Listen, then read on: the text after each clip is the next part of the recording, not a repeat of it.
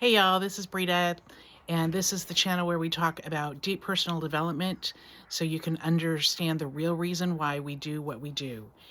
And today is part 2 of a series on what I would tell myself if I could go back and talk to myself during a pretty challenging time years ago. And so if you haven't looked at part 1, you can go back and look at part 1. And this video is late because technology was not working this week. So I apologize. It's here now, hopefully. Anyway, so the first thing on the list that I would go back and tell myself, these are not in any particular order, is to focus on the fact that most of what I thought was important wasn't important. I would get so, and I can still do it today, but I would get so wrapped up into the to-do list and the things that I thought I needed to do to get accomplished, to move forward, to make my goals, to be here at a certain time, to be here at a certain time. And looking back, most of those things were not half as important as I was making them out to be. And I was also missing the fact that what is most important was how I treated people. And I'd like to think that I treated people well. In reality, I know that there were more than one instances where I didn't.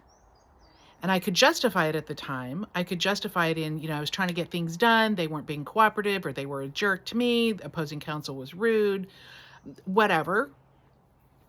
But at the end of the day, what really mattered was how I treated people. Not how much I got accomplished. Not, well, they treated me this way, so how did I treat them? Did I treat everyone with respect?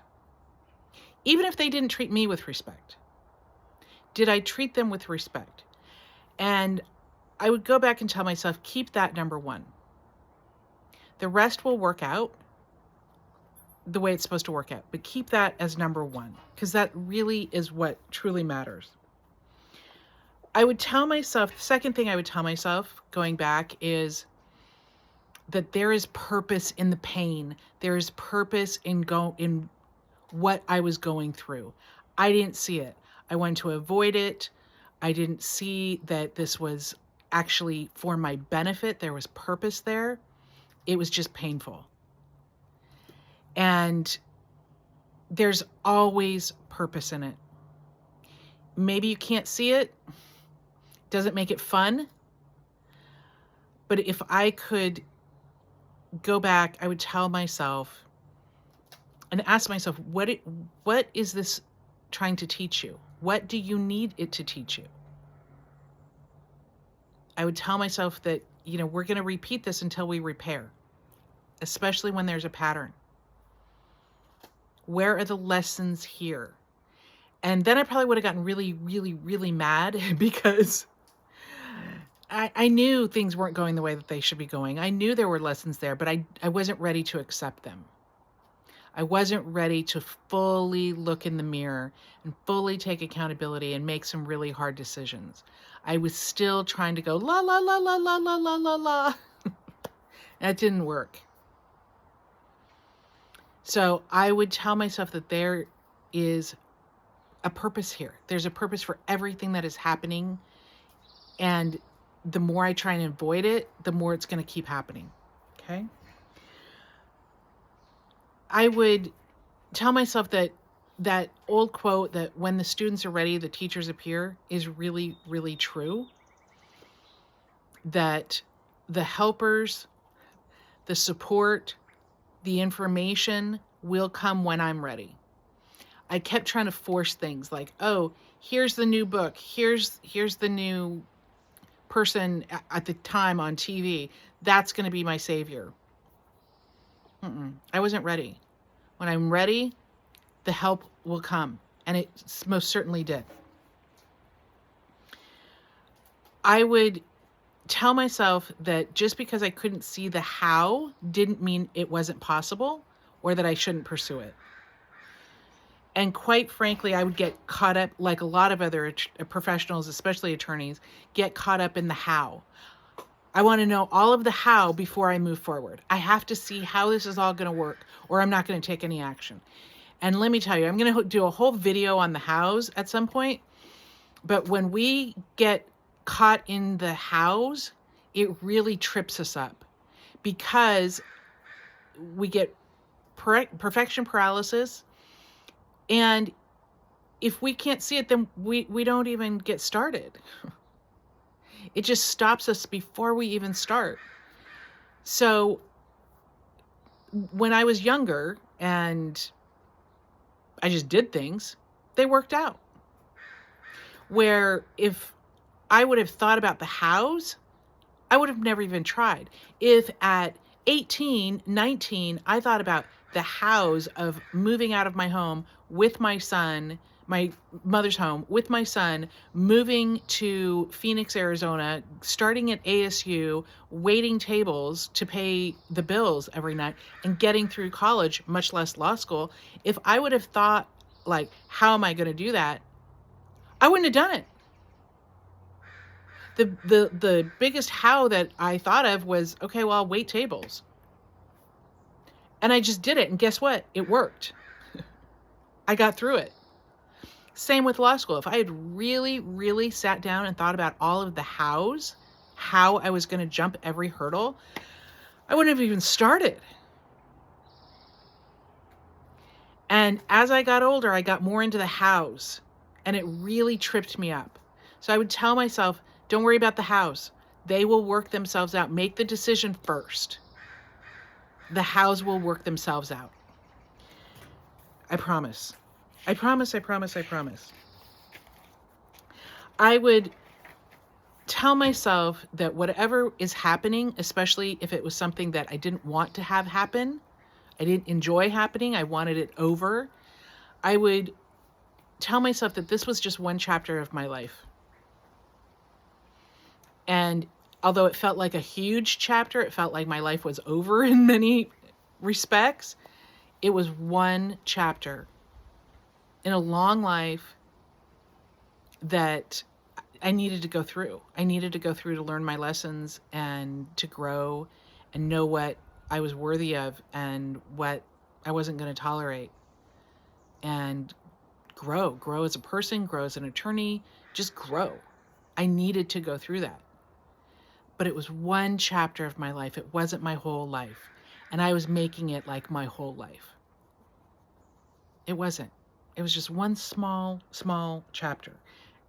And you get a new chance every day, and there's lots of roads to where you want to go.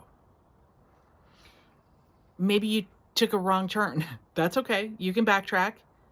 There's other ways to get where you want to go. Don't catastrophize it like I did. Ooh, this one I had a hard time with for a very, very long time.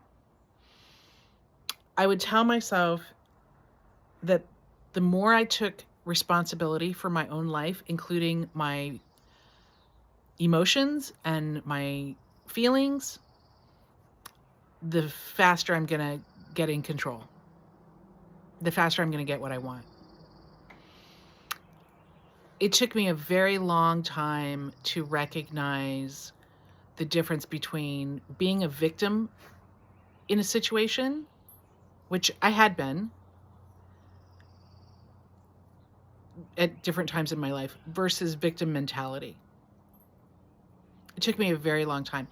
It took me a very, very, very long time after my divorce to really recognize my role. It had been very easy to point my finger at my ex-husband, and he made it easy, and go, it was him. I was the good one. I was the hero. I'm the one with a cape. I was the good one. And from the outside, that's what it looked like as well. That wasn't the truth. I participated. He couldn't have been who he was without me participating. I put up with it. I participated. And in so many ways. I was just as dishonest as he was because I was pretending things were okay or weren't as bad as they were, just as badly. I I was participating. And when I really realized I wasn't even actually mad at him, I was mad at me. I'm the one who let myself down. I'm the one who put myself in that position. I'm the one who said it was okay umpteen dozen times. I'm the one who did that to myself, not him. When I really got to that point, there was a freedom I can't even tell you. Because you can't fix what's not yours. You can't fix somebody else. I'll never forget a quote when I first separated. I think it's from Codependency No More, was, if you have a problem, it's your problem to fix. Doesn't matter who caused the problem. If you have a problem, it's your problem to fix. I'd gotten that early on, but I really hadn't gotten taking full responsibility. And when I did, it was so liberating. And that's when you can really start fixing things. Not taking responsibility for somebody else's behavior or their thoughts, but yours. And yeah, maybe somebody steps on your foot. Okay, it hurts. You're not taking responsibility for their behavior of stepping on your foot. You are responsible for your behavior of keeping your foot there, letting him do it again, not walking away and saying, yeah, you don't get to step on my foot anymore. You are responsible for that. I would tell myself to watch the grass is always greener on the other side thinking, and the FOMO, the fear of missing out. Comparing myself to other people and going, oh, it's better over there. Life will be better over there. All the external things. I would just tell myself to be careful of that. A whole lot of time and energy has been wasted in my life of like, oh, it's always better over there. Okay. I would tell myself that this is a hard one. I'm my only savior. For a very, very, very long time, I kept looking for the external savior. Information. I just need more information. I just need to know the hows. Oh, I just need this other person to help me. A counselor, a coach, guru, whatever. I never really had a guru, but it sounded good. Always looking for that external person. A new client. Oh, I just need a couple more clients to save me financially. When I was with my husband, oh, I was looking for him to save me. I was the only one who could save me. I'm the only one who could save me. I see a lot of this with people. Oh, this new practice is going to save me. This new practice management is going to save me. This new practice area is going to save me. This new employee is going to save me. Oh, now AI is going to save me. None of that's going to save you. You're going to save you. It's starting to rain. The last thing, we're only going to have 9. The last thing that I would say, telling myself, is that the faster that I get spirituality back into my life, not religion, not the First Baptist Church of Prescott, Arizona nonsense, but true spirituality, knowing that there is a higher power that I can trust, that always has my back, that actually has helped me umpteen dozen times in umpteen dozen ways, heck, almost every day. The more that I get in tune with that energy, the better things are going to go. And I do have support. I really, really do. Because I felt so alone. I felt so alone. Even though I had family, I had friends, I felt so alone. And I wasn't. I was, when I look back, I was always being guided. Even if it was just through my instinct, I was always being guided. And I knew the truth. Sometimes I was scared to do it, but I knew what the truth was. I was always being guided and it was always in the right direction, even if I didn't follow it. And again, I needed to learn the lessons that I needed to learn. But had I tapped into that guidance a lot earlier and a lot deeper, it would have helped a lot. So those are the last of the group of things that I would, if I could go back and talk to myself when I was going through a really rough time in my 30s, those are the top things that I would tell myself. So this was not, hopefully you know, this was not about me. This is about you. Now, some of those things might resonate with you. You might see yourself in some of those things. But write your own list. What are the things that if you could go back and talk to yourself in a time when you were confused or scared or depressed or just didn't know what to do, like didn't know what end was up. Looking back now with some distance and some hindsight and growth, what would you tell yourself? Here's the thing. When I was doing this list, I still struggle with some of those things. The list is still valid, even with as much time and even with this much growth. I mean, I look back and I barely recognize that woman. It was less than 20 years ago. I barely recognize that woman. And yet, some of these things I still struggle with. Certainly not anything like before, but it's a good reminder to me of, oh yeah, I need to watch that. Oh yeah, I need to, am I taking full responsibility? Oh yeah, that teacher just popped up right when I was ready. They're another miracle. Oh yeah, I am being guided all of the time.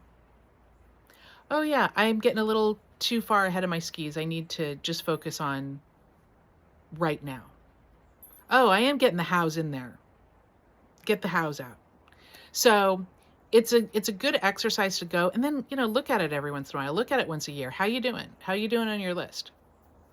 Just a good reminder. So I hope that you got something out of this. I'm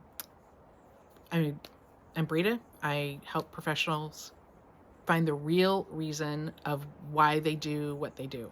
So it'll be interesting to see, write your list. It'll be worth your time to write your list. Okay, take care.